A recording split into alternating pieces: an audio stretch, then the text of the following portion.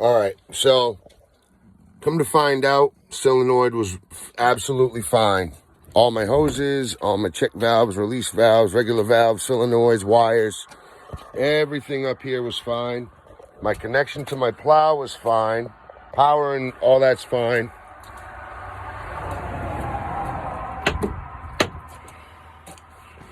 What happened was my joystick down at this, the lower end of my joystick wire is what the green wire come out from the pin. It kept getting yanked and pulled and it tugged the green wire out. Talked to a technician and the technician said that the green wire is always the one that goes. So before you go all crazy getting into hydraulics, just check your wiring. Chase it from the plow harness all the way up to your joystick with a multimeter. Make sure that you're not getting into hydraulics when you don't need to, okay? The easier thing is to make sure, especially if it was working before and then it's not working all of a sudden. You want to make sure it's not just the wiring. So I opened this joystick up and I thought that it was up here, so I was poking around with the pins and it worked. The only reason why it works is because I was pulling and manipulating the green wire. So I have a new wire coming, new joystick coming. We'll put that in, and then the plow runs as it is. I mean, turn the truck on. Gotta let the glow plugs heat up.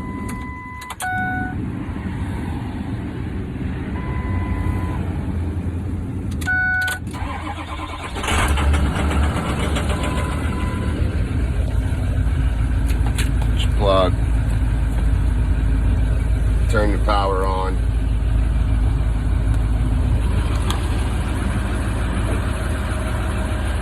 Up, down, left in, left out, forward, forward, and then nothing. So that green wire is the one that's broken. So I'm gonna put my plow away. Make sure you shut your power off to your controller.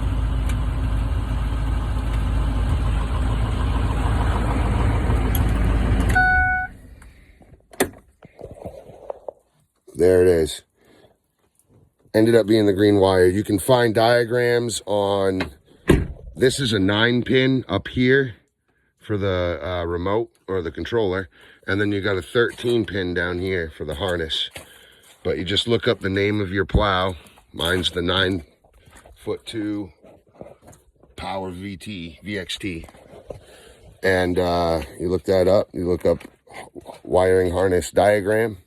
Or you can look up, you know, that plow's controller wire diagram.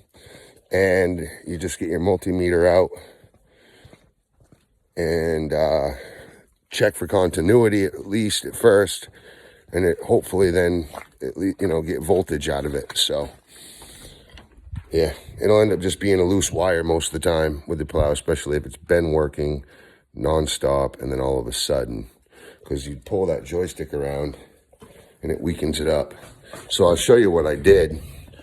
What I did to combat that. Of course, I walked 40 feet away from it already.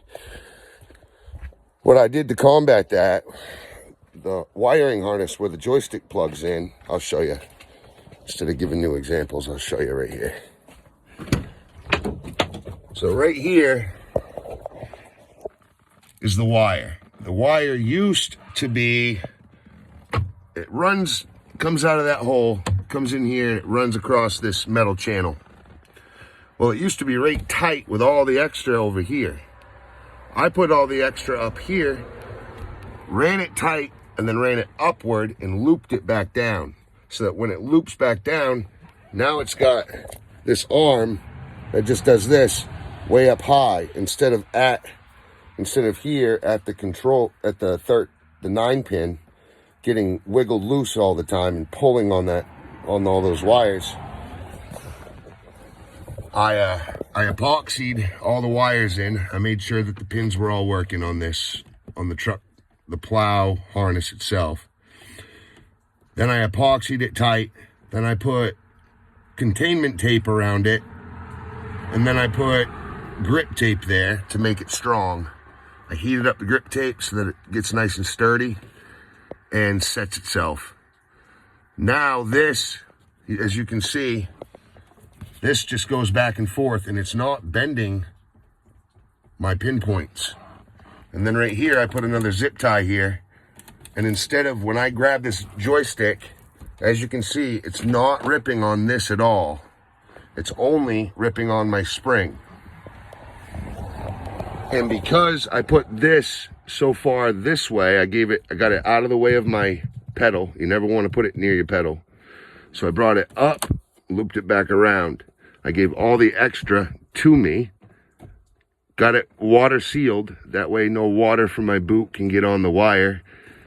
And I'll actually put some more around this connection too, just to make sure water doesn't get there. But also, I gave it an arm so that the pivot's up here instead of breaking this. Then you got this, so when you pull, look how far I can bring this controller, and I'm yanking on it, and it's not putting any pressure on that harness at all. It's not putting any pressure down at the pins at the connection point. That's going to be your big thing. That's going to save your joystick. And like I said, this truck isn't mine. Oh, I'm sorry. This truck is mine, but it wasn't mine to begin with. I didn't build this truck.